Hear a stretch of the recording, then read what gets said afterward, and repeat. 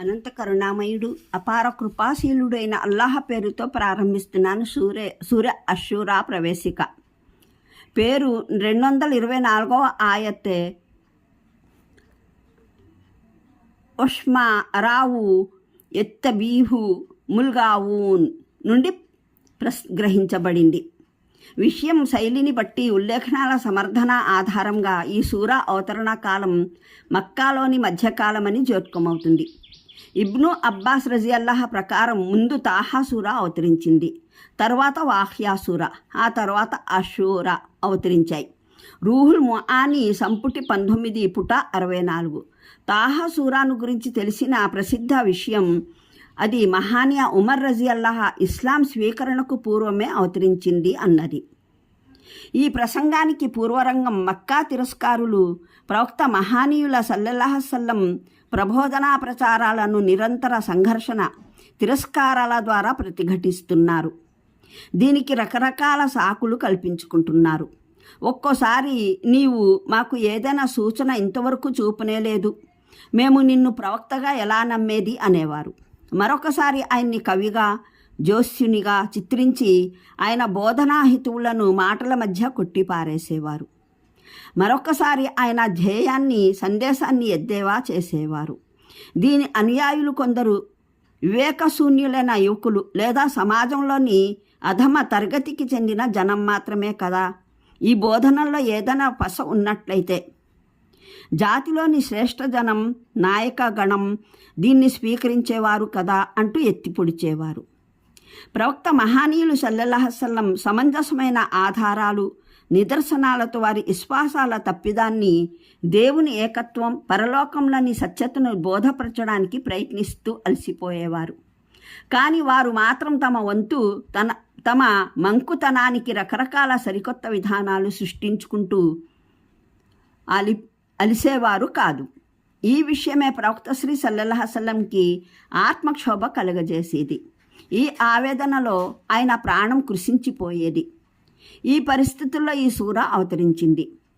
వచన ప్రారంభమే ఇలా అవుతుంది: నీవు వీరి వెంట నీ ప్రాణాన్ని ఎందుకు పణంగా పెడతావు?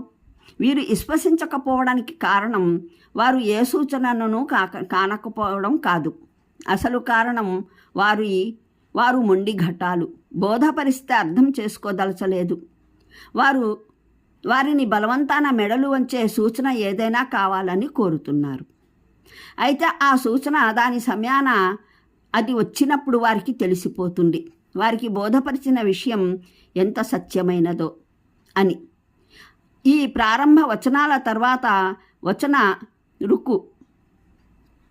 ఈ ప్రారంభ వచనాల తర్వాత 10వ రుకు 191వ ఆయత్ వరకు వచ్చిన విషయం సత్యాన్వేషకులైన వారికైతే దేవుని భూమిపైన అన్ని వైపులా సూచనలే వ్యాపించి ఉన్నాయి.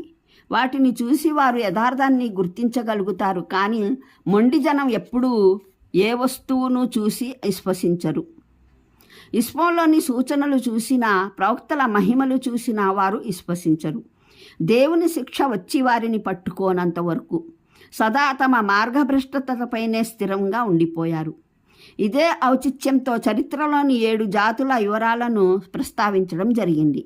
అవి కూడా మక్కా తిరస్కారుల మాదిరిగానే మంకుపట్టుతో వ్యవహరించాయి. ఈ చారిత్రక వివరణల మధ్యన కొన్ని విషయాలను ప్రబుద్ధం చేయడం జరిగింది. 1. సూచనలు 2 రకాలైనవి.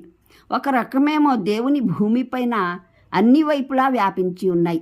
వాటిని చూసి బుద్ధి ఉన్న ఏ మనిషి అయినా సరే నిర్ధారించుకోగలడు ప్రవక్త పిలుపునిచ్చే విషయం సత్యమైనదా కాదా అని. 2వ రకమేమో ఫిరౌన్ అతని జాతి జనులు చూసినటువంటివి, నూహు జాతి చూసినవి, సమూద్ జాతులు చూసినవి, లూత్ జాతి ఐకా జనులు చూసినవి. ఇక ఈ విభిన్న సూచనలలో తాము ఎటువంటి సూచనలు చూడదలిచారో నిర్ణయించుకోవలసి ఉంది మక్కా తిరస్కారులు. 2. అన్ని కాలాల్లోని తిరస్కారుల ఆలోచన తీరు కూడా ఒకే విధంగా ఉంటుంది. వారి పిడివాదం కూడా ఒకే రకమైంది.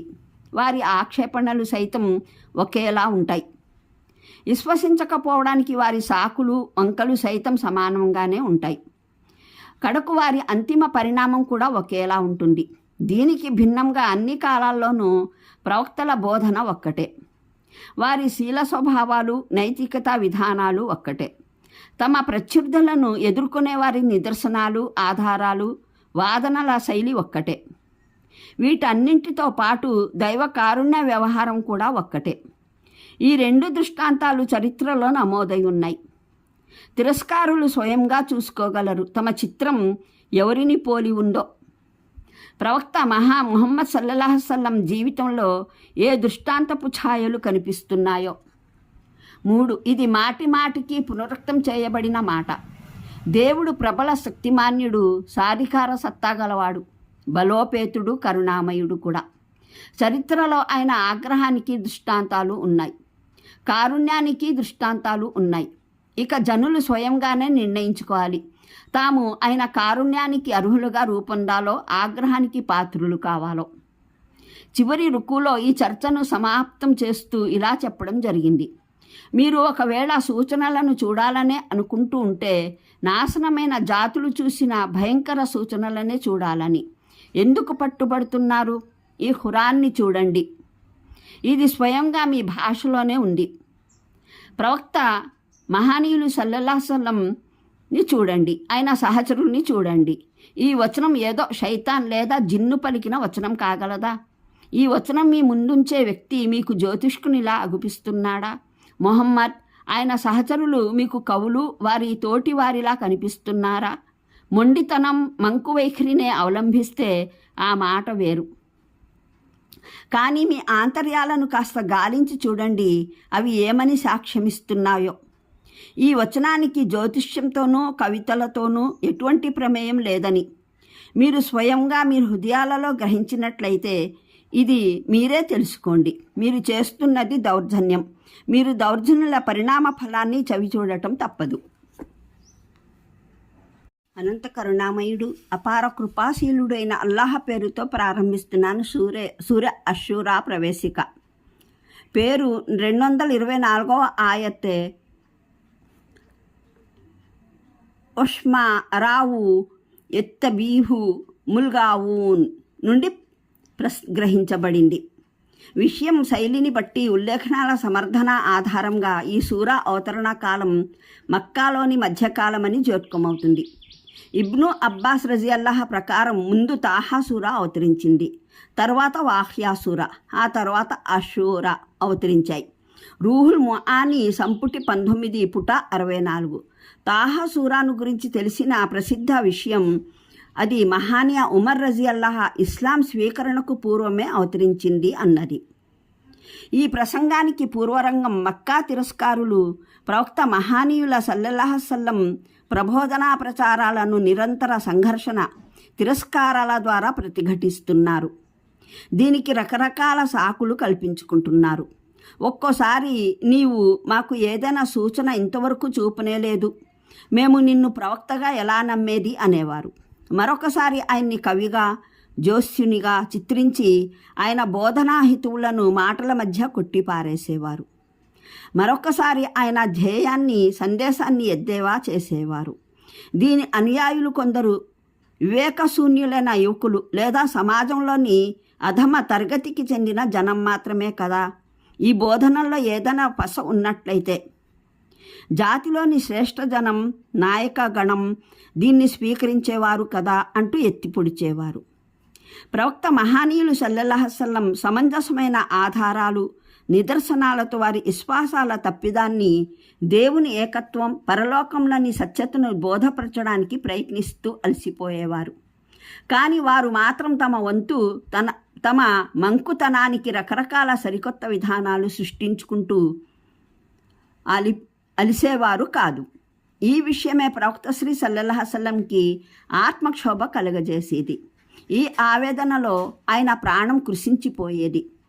ఈ పరిస్థితుల్లో ఈ సూర అవతరించింది. వచన ప్రారంభమే ఇలా అవుతుంది: నీవు వీరి వెంట నీ ప్రాణాన్ని ఎందుకు పణంగా పెడతావు? వీరు విశ్వసించకపోవడానికి కారణం వారు ఏ సూచనను కానకపోవడం కాదు. అసలు కారణం వారు మొండి ఘటాలు, బోధపరిస్తే అర్థం చేసుకోదలచలేదు. వారు వారిని బలవంతాన మెడలు వంచే సూచన ఏదైనా కావాలని కోరుతున్నారు. అయితే ఆ సూచన దాని సమయాన అది వచ్చినప్పుడు వారికి తెలిసిపోతుంది, వారికి బోధపరిచిన విషయం ఎంత సత్యమైనదో అని. ఈ ప్రారంభ వచనాల తర్వాత వచన రుకు ఈ ప్రారంభ